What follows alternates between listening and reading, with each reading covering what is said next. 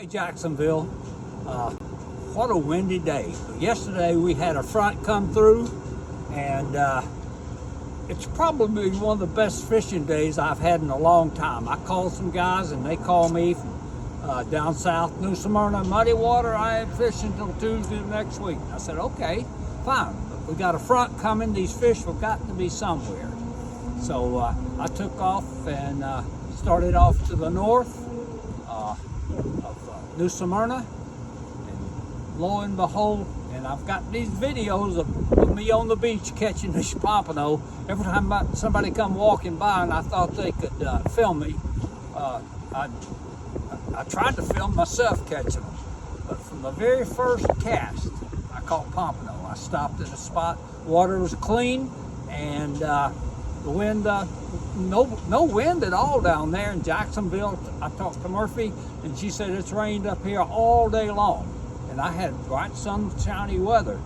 But looking back towards St. Augustine and Ponte Vedra, Sawgrass, I knew good and well that they was getting all that rain, and I had all that pretty weather, and the fish bite was on. I did 4 casts, had 6 fish. I was double heading pompano, and you'll see that in the video that I'm going to show with me fishing. Had people all day when they come by with me catching fish. I'd say, hey, can you video me doing this, or take a picture of this for me? And they did. They took a picture of my coolers. I started to leave. I called up, and it was raining here in Jacksonville, and I told Murphy about 2 o'clock. I said, it's high tide and I'm tired. I've caught all these fish. And she said, well, come on home, we'll have dinner. So I started. I went about a half a mile up the beach.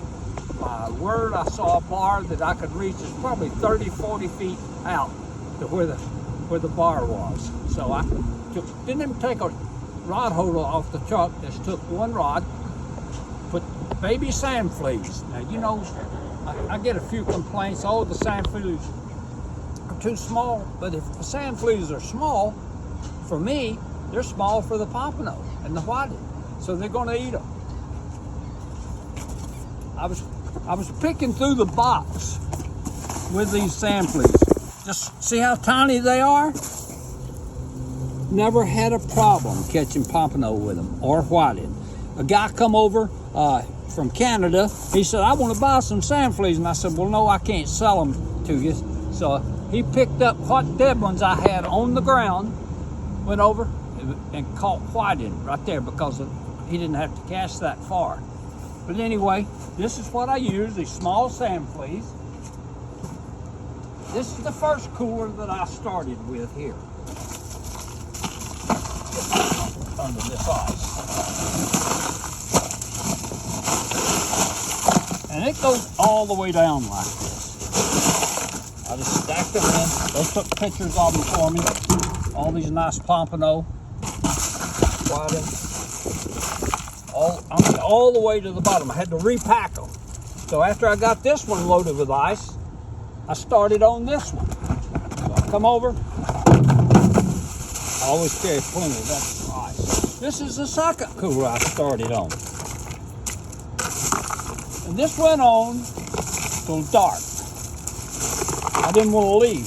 You see all those big old whiting down in there? Pompano, all the way down under that ice. What a day. Nobody else fishing. Not another person on the beach fishing. When I left, this is what I was catching. I don't know that fish like this would win a tournament, but they sure are some nice whiting in there. And I just soon catch them as the pompano, I guess. But you'll, get down in here a little deeper so you don't think it's oh, folks, this is during the TPC that we're having right here in Jacksonville. They had this, probably today it's rained so much and the wind is up. Normally I got my hair all brushed and looking at pretty out here for you folks, but the wind has sure messed that up big time. So this is my catch from Friday afternoon. I don't know what the date is. I can't keep up with it. I keep it simple. I use 4-ounce Sputnik sinkers. These are the UK short shank. I have no problem with them. I carry them here to the store. I have people come up to me and buy them from the truck because some of the bait shops down there get $6 and $7 a piece for them. I get $4 for these Sputnik sinkers, and I always have them. I get them, and they're the UK ones. They're the original. I introduced Sputnik sinkers to Jacksonville a lot of years ago. We had a mining company down in Sebastian that made them and sold them, and I would buy them from them by the box, and brought them from South Florida. And everybody bought them old, and they're making their own sinkers. But anyway, this is the original Sputnik sinker, and I got them here at the shop. They're $4 a piece. You want to come back? You know, this here, only role it plays is you can cast it out. It has nothing other than catching fish, other than keeping the bait out in the water. So no matter how pretty it is or how ugly it is, as long as it works while we're catching fish. But anyway, come by and get you some of these. I got pompano rigs tied up. I had to send the man a video on how to tie pompano rigs, so I'm gonna put it on the internet after you see what I've caught. I'll put that on there so you can learn how to tie your own double droppers if you want. But anyway, this is yesterday's catch. I'm proud of it, and I'm gonna get them in the shop here and get them weighed up. All right.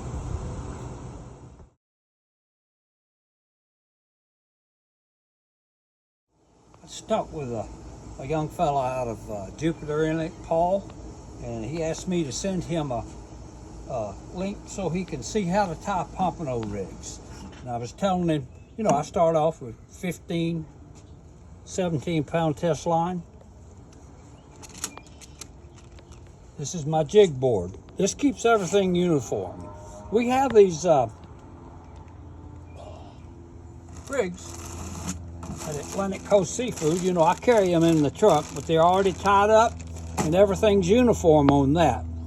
But if you want to get your own jig boards, these are pegs that are 7 inches apart, and what it does, it makes your dropper 7 inches long.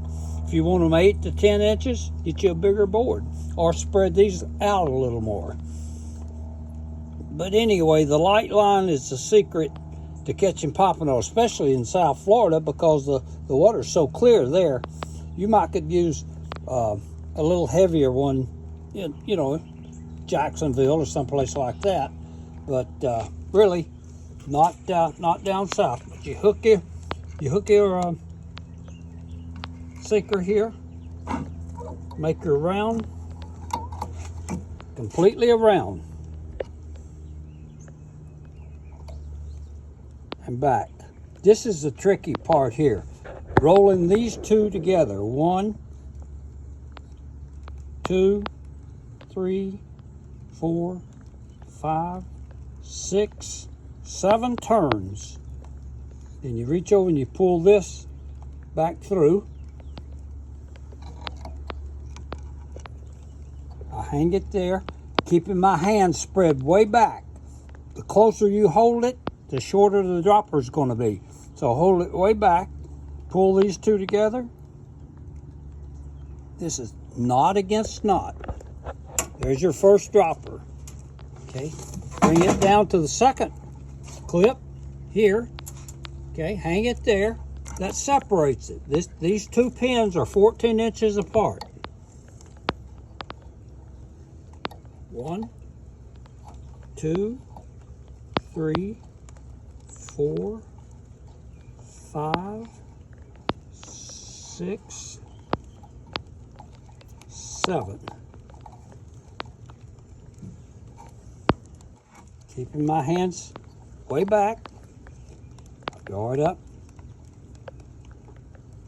There's my second dropper. See how far apart these two hooks are? They're not going to be right on top of each other. Okay? Now you take your special scissors, you put your your bottom clamp. This is what's going to hold your sinker. That way you can take it off at night when you come in from fishing if you want to, or you can leave it hanging on your reel rod. Anyway, that's for your sinker. You asked me about colors of beads and all. Okay, the combination here, you can see I got some of everything. I never know what color the donuts are going to be.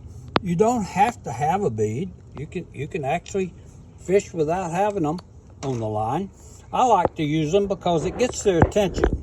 When I'm fishing where there's a lot of donuts, the little clams, I'll use a little white bead. That's been my number one. Little oval shaped bead like that. And we have all these at the shop, all these different colors. This time of year, I'm using a smaller hook. I'm going with a 1/0. Now I use a 2/0 when the fish get 3 to 4 pound a piece, when they're consistently big. And I've been catching a lot of big fish, but I've been catching a lot of smaller whiting also. But this small hook can fit in that fish's mouth. See how I'm going to snail that hook on? I put it in, run it back through.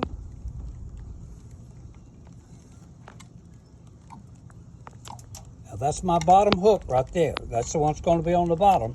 The top hook can have a float. It can be naked. It can be any way you want it.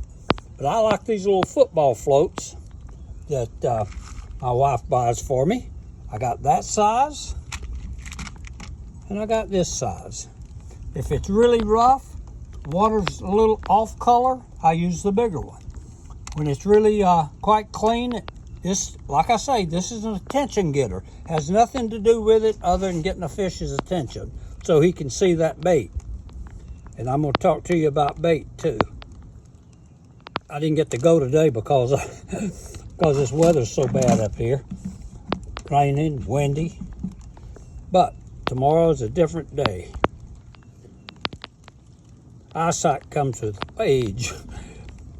I used to tie these in the dark, but boy, anymore it can be a struggle. Oh well.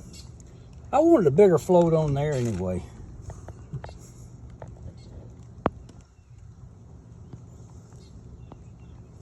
Don't know why I don't just go ahead and break down and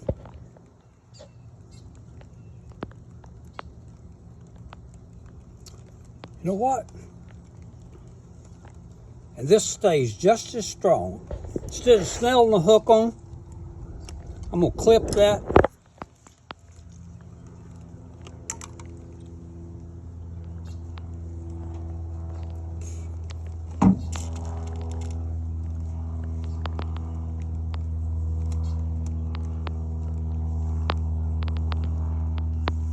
And tie the hook on. That single strand works real good for me sometimes because of the clarity of the water.